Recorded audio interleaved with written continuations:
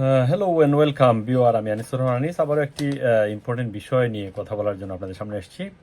আপনারা জানেন যে মার্কিন যুক্তরাষ্ট্র বিশ্বের বিভিন্ন দেশের উপর যে নতুন ট্যাক্স বা শুল্ক ধার্য করেছে, সেটা বাংলাদেশের উপরও আছে। বাংলাদেশের উপরে ইতিমধ্যে কিন্তু 15% শুল্ক ছিল, এবং আজকে নতুন করে আরও 20% শুল্ক অ্যাড হয়েছে। এবং বাংলাদেশের কিছু মিডিয়ায় হয়তো দেখতে পাবেন যে শুল্ক, বাংলাদেশের যে টিমটি গিয়েছিলেন তারা আমেরিকা প্রথম বলেছিল যে 35% শুল্ক ট্যাক্স করবে বাংলাদেশের উপরে, কিন্তু সেটা তারা 20% এনেছেন বলে বাংলাদেশের সব পত্রিকাগুলিকে বলবেন যে হ্যাঁ তোমরা নিউজ করো, আমরা পজিটিভ, আমরা ভালো আছি, আমাদের যে শুল্কটা আছে সেটা কমিয়েছে।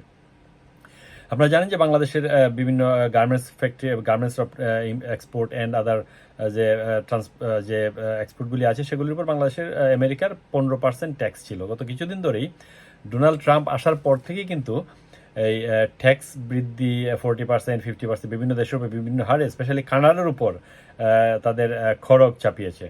আর বাংলাদেশের উপর গতকাল পর্যন্ত, পরশুদিন পর্যন্ত যেটা নিউজ ছিল, বাংলাদেশে একটি টিম গিয়েছে সেখানে, যেটা আসলে তারা বাংলাদেশের যে টিমটি গিয়েছে সেই টিমটির নেতৃত্বে ছিলেন অর্থ মন্ত্রণালয়ের কয়েকজন, এবং তারা বলেছিলেন যে হ্যাঁ আমেরিকার ডোনাল্ড ট্রাম্পের সাথে আলোচনা করে তারা ট্যাক্স কমাবেন।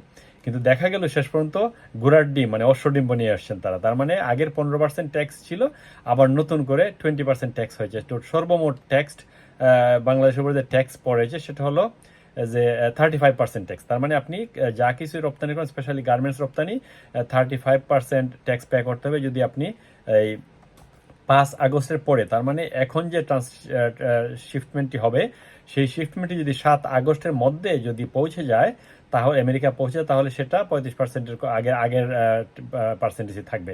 আদারওয়াইজ আপনাকে 35% ট্যাক্স পে করতে হবে। Trump announce only 35% tariff for Bangladesh government exports and the possibility, especially garments export, and possibility of adverse effects on the country's economy, not only economy, country's national economy. এবং আপনারা জানেন যে বাংলাদেশের garments export একটা important এবং গুরুত্বপূর্ণ ব্যবসা, যেটা অর্থনীতির একটা বেশিরভাগ সাপোর্টই অর্থনীতি মানে গার্মেন্টস এক্সপোর্টের উপর ডিপেন্ড করে। এবং শত গার্মেন্টস, আপনারা হয়তো জানেন যে রিসেন্টলি আমরা দেখেছি যে বাংলাদেশে প্রায় 300-র মতো গার্মেন্টস বন্ধ হয়ে গেছে বাংলাদেশের রিসেন্ট যে পলিটিক্যাল যে আনরেস্ট সেটার জন্য। এবং সরকার failed to ensure the safety and security of the garments to happen, এবং চাঁদাবাজির ঘটনাটা আমরা দেখেছি। সুতরাং অন টপ অফ দ্যাট, যে আমেরিকা যে 35% ট্যাক্স করেছে নতুন করে 5 আগস্টের পর থেকে যে শিপমেন্টগুলি আসবে, সেগুলি আসলে সেগুলি আসলেই ডিজাস্টার, অর্থনীতিতে একটা ডিজাস্টার হবে। এবং যেটা আমরা যদি বলতে পারি যে আসলে সত্যি করে সুন্দর করে যেটা বলা যায় যে বাংলাদেশের জন্য মাত্র 35% শুল্ক ডোনাল্ড ট্রাম্প যে ডিক্লারেশন করেছেন আজকে, এবং পোশাক রপ্তানি ও জাতীয় অর্থনীতিতে, স্পেশালি বাংলাদেশের সামগ্রিক অর্থনীতিতে বিরূপ প্রভাব পড়বে। এবং বাংলাদেশ সহ মোট 90টির বেশি দেশের জন্য নতুন শুল্ক ঘোষণা করেছেন যুক্তরাষ্ট্রের প্রেসিডেন্ট ডোনাল্ড ট্রাম্প। দর কষাকষির পরে বাংলাদেশের শুল্ক 35% থেকে কমিয়ে 20% আনা হয়েছে। সেটা আসলে মিডিয়াগুলি বলছে আসলে দর কষাকষি করলে তো আসলে আরো কমানো যেত, কারণ আমরা তো জানি যে বর্তমান সরকারের যারা আছেন তাদের অনেকেই আমেরিকার সাথে ভালো একটা সম্পর্ক আছে, কিন্তু তারা শেষ পর্যন্ত ফেল করেছেন, কারণ আগের 15% এবং নাও 20%, টোটাল 35% ট্যাক্স বাংলাদেশের এক্সপোর্টের উপর রয়েছে। এবং এই দফায় দেখা গেছে যে সবচেয়ে বেশি ট্যাক্স আরোপ হয়েছে সিরিয়ার উপরে 41%।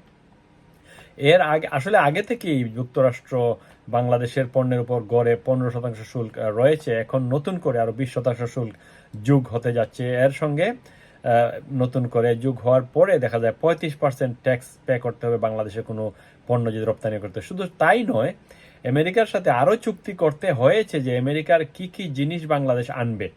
তার মানে ইম্পোর্ট করতে হবে তাদের কিছু জিনিসের, যেমন তাদের কিছু জিনিস আপনাকে মাস্ট ইম্পোর্ট করতে হবে, সেই চুক্তিতে সই করতে হয়েছে। সেটা এখন আমরা পরিষ্কারভাবে জানা যায়নি যে কোন কোন ক্ষেত্রে কোন কোন জিনিসগুলি আমাদেরকে আনতে হবে। তারা Bangladesh bound to import some goods from America, এই চুক্তির মধ্যে সেটাই পড়ে।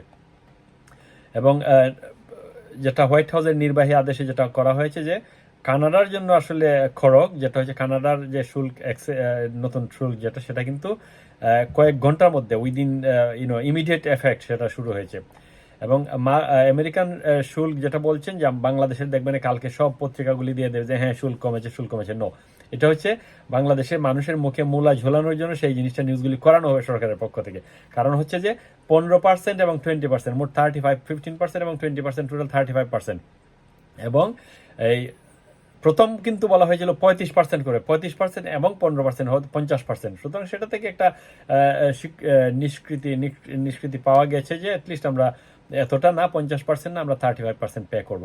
কিন্তু আপনি চিন্তা করে দেখেন 35% পে করার পরে বাংলাদেশের যে গার্মেন্টসগুলি ভবিষ্যতে যেটা হবে যে গার্মেন্টস ফ্যাক্টরিকে আসলে মৃত্যুর মুখে ঠেলে দেওয়ার মতো একটা জিনিস হবে। কারণ আপনি এক্সপোর্ট করবেন, আপনার যে কস্ট, যেটা সেই কস্ট তুলতে গেলে আপনাকে যেটা রেট বাড়াতে হবে, রেট বাড়ালে এদিকে কর্মচারীদের বেতন তো বাড়বেই। সুতরাং সব দিক মিলিয়ে ভবিষ্যতে, মানে অদূর ভবিষ্যতে কিছুদিনের মধ্যে হয়তো গার্মেন্টস ফ্যাক্টরি মুখ থুবড়ে পড়বে। এখনই পড়ে যাচ্ছে অলরেডি, সত্যি 300-400-র মতো গার্মেন্টস ফ্যাক্টরি বন্ধ হচ্ছে। সুতরাং ভবিষ্যতে যে ইম্প্যাক্টটা, নেগেটিভ ইম্প্যাক্ট যেটা আসবে সেটা বাংলাদেশের অর্থনীতির জন্য খুবই খারাপ, বাংলাদেশের জনগণের জন্য খারাপ, এবং বাংলাদেশের সামগ্রিক উন্নয়নের জন্য সেটা খারাপ।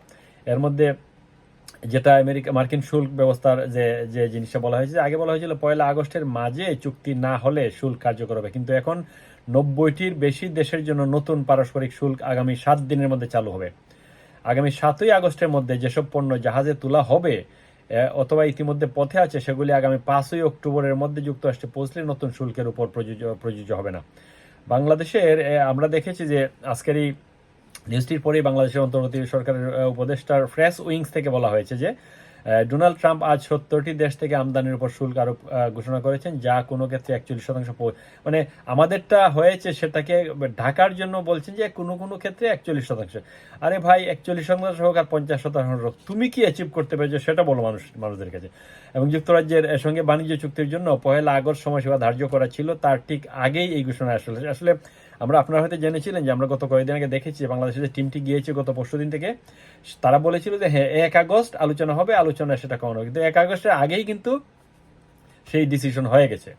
আলোচনার অংশ ডোনাল্ড ট্রাম্পের নির্বাহী আদেশ সেটা স্পষ্ট হয়েছে যে প্রতিটি দেশের শুল্ক হারের ক্ষেত্রে এসব বিষয়গুলি তাদের প্রতিশ্রুতির গভীরতা প্রতিফলিত হবে। বাংলাদেশ 20% শুল্ক হার অর্জন করেছে, তোমাদের উপর চাপিয়ে দেওয়া হয়েছে। এর আগের 15%, তার মানে 35% বললে কেমন? মিডিয়াগুলি এভাবেই সেগুলি দিচ্ছে যাতে বাংলাদেশের মানুষ, সাধারণ মানুষ, গার্মেন্টস ফ্যাক্টরি যারা গার্মেন্টস নিয়ে থাকেন তারা তো অবশ্যই এই জিনিসগুলি বুঝেন। সুতরাং সেখানে এই যে ফলস ফেব্রিকেটেড নিউজগুলি দেওয়ার মানেটা কি? যে মানুষকে খুশি করার জন্য 20% শুল্ক অর্জন করেছেন না, আপনার উপর চাপিয়ে দেওয়া হয়েছে 20%, আর আগের 15% মোট 35%। এবং অবশ্যই এটা শ্রীলঙ্কা, ভিয়েতনাম, পাকিস্তান, ইন্দোনেশিয়ার মতো পোশাক খাতের যে প্রধান প্রতিযোগীর সমতুল্য, যারা 19 থেকে 20% শুল্ক হার পে করছে। যে বাংলাদেশের জন্য তারা তো 20% পে করছে, আপনি পে করবেন 35%, তার মানে 20 এবং আগের 35%। এবং আরেকটা জিনিস আমরা দেখলাম যে এটা আসলে উদ্বেগের বিষয়, যে বলা হয়েছে যে নিউজে, আমরা বিবিসি নিউজে দেখলাম যে বাংলাদেশের জাতীয় নিরাপত্তা উপদেষ্টা ও প্রধান আলোচক খলিলুর রহমানের বরাত দিয়ে বিবৃতিতে বলা হয়েছে, আমাদের জাতীয় স্বার্থ সক্ষমতার সাথে আমাদের প্রতিশ্রুতিগুলি সামঞ্জস্যপূর্ণ কিনা তা নিশ্চিত করার জন্য আমরা সাবধানতার সাথে আলোচনা করেছি। তো সাবধানতার সাথে আলোচনা করে 35% শুল্ক এনেছেন, সেটা হচ্ছে আউটকাম।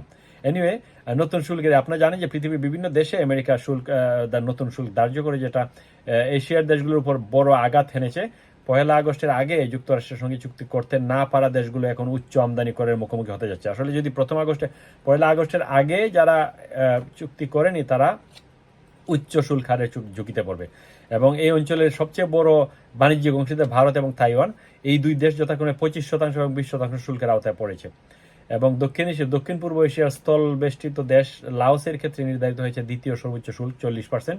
মিয়ানমারের উপর একই শুল্ক হার আরোপ করা হয়েছে, যেখানে 41%, সিরিয়ার উপর 41%, এবং ইরাকের ক্ষেত্রে ধরা হয়েছে 35%, লিবিয়ার জন্য 30%।